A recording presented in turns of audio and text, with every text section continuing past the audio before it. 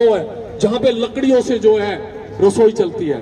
आज मोदी जी ने उन्हें गैस सिलेंडर फ्री देने का काम किया है, घर घर में सिलेंडर पहुंचाया है। पहुंचाया है नहीं पहुंचाया, मैं आपसे पूछता हूं, पहुंचाया है ना माता जी? बहुत बड़े एक बार तालियां बजाएं माता जी के लिए।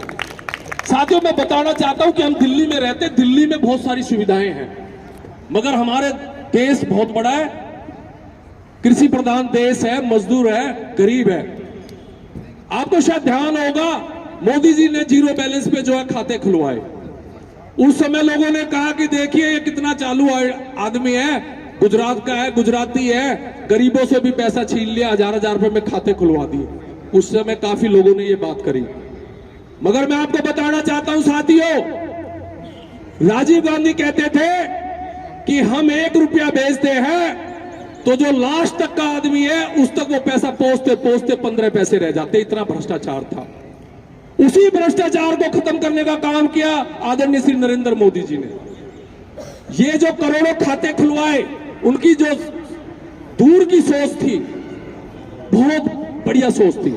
उस समय मैंने भी सोचा था कि यार पता नहीं ये क्या करा दिए, इतने सारे गरीबों के खाते खुलवा दिए। मगर आज जब कोरोना काल लगा और जब मजदूरों को पैसे देने की बारी आई, तो आज जब हमारे किसानों को अगर यहां से 2000 रुपए छोड़े जाते हैं तो पूरे के पूरे 2000 रुपए उनके अकाउंट में आते हैं। भाइयों, आते हैं कि नहीं आते? मैं आपसे पूछता हूं। बिचौलियों का काम खत्म कर दिया उन्होंने, जो बिचौलिए बीच में खाते थे कमीशन, आज सीधा पैसा आपके खाते में आता है या नहीं आता? भाइयों, मैं आपसे पूछता हूं। तो ये काम किया है नरेंद्र मोदी जी ने।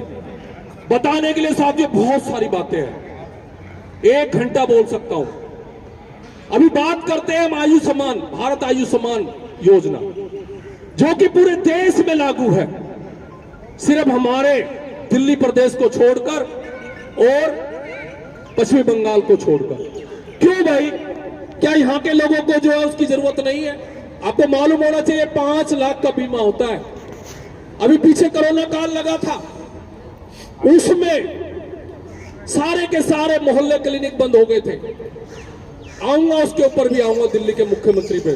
पहले कहते हैं अपनी छाछ बतानी चाहिए कि हमारी छाछ कितनी मीठी है, हमारे मोदी जी ने क्या क्या काम किए। बहुत सारे लोग कहते हैं क्या किया। साथियों, मैं आपको बताना चाहता हूं कि 5 लाख का बीमा, जब उस टाइम पे लोग जो है दवाइयों के लिए तरस रहे थे, डॉक्टर के लिए तरस रहे थे, अगर ये आयुष्मान योजना हमारे दिल्ली में भी लागू करते यहाँ के मुख्यमंत्री, तो उसका फायदा लोगों को मिलता या नहीं मिलता? मैं आपसे पूछता हूं साथियों, मिलता? बोल नहीं रहे, इसका मतलब मैं झूठ बोल रहा हूं। अरे मिलता या नहीं मिलता?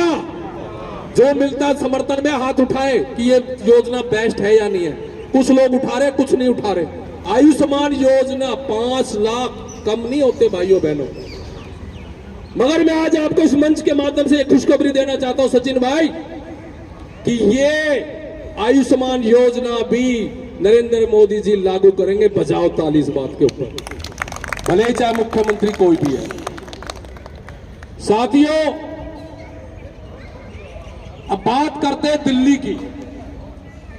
जो यहां का मुखिया है केजरीवाल, जो कहता था कि मैं कट्टर ईमानदार हूं, एक आंदोलन से निकली हुई पार्टी है। इन्होंने कहा था कि भ्रष्टाचार के खिलाफ हम काम कर रहे हैं, और ये कहता है कि मैं ही कट्टर हूं ईमानदार, बाकी सब बेईमान। और ये कहता था अगर मेरे किसी मंत्री संतरी पे आरोप लगेगा तो वो तुरंत इस्तीफा देगा और जेल जाएगा। मगर इसकी जबान काली है और वो सच हो गई या नहीं हो गई? मैं आपसे पूछता हूं, किसी किसी की जबान जो है काली होती है, मां सरस्वती बैठ जाती है।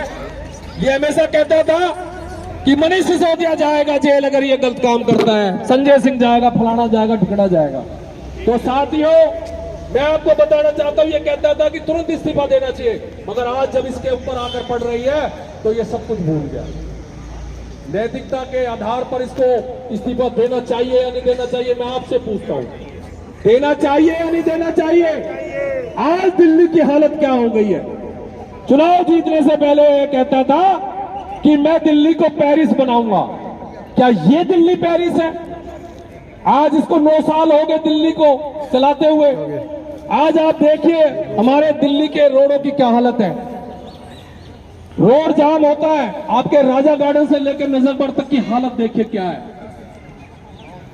साथियों, मैं आपको बताना चाहता हूं, आप तो फिर भी पोस्ट कॉलोनी में रहते हैं। हमारे बीच में हमारे बड़े भाई जेपी शर्मा जी भी आए, उनके लिए भी एक बार जोरदार तालियां बजाएं। साथियों, मैं आपको बताना चाहता हूं कि ये जो केजरीवाल है, ये बोलता कुछ है, करता कुछ है। 2015 के चुनाव से पहले इसका मैनिफेस्टो उठाइए, आप सब पढ़े लिखे लोग हैं, उसमें इसने स्पष्ट लिखा है कि अगर हमारी सरकार बनेगी, ये कहते हैं कि शिक्षा शिक्षा शिक्षा का मॉडल।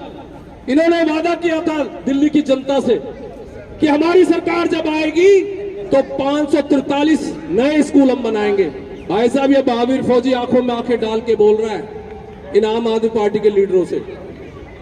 उठा के देख लिए, मैनिफेस्टो में रिटर्न में होती है कोई भी चीज।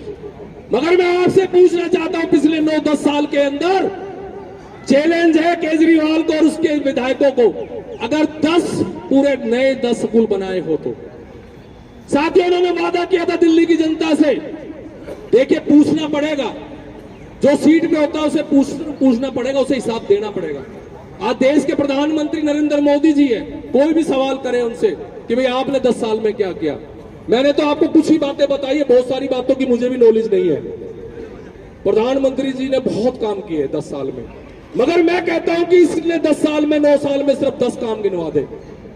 भाइयों, जो उन्होंने वादा किया, जो यहाँ पे दिल्ली की जनता को धोखा देकर जो इन्होंने सरकार बनाई है, मैं आपको बताता हूं, फ्री का जो चूरण है। इन्होंने कहा था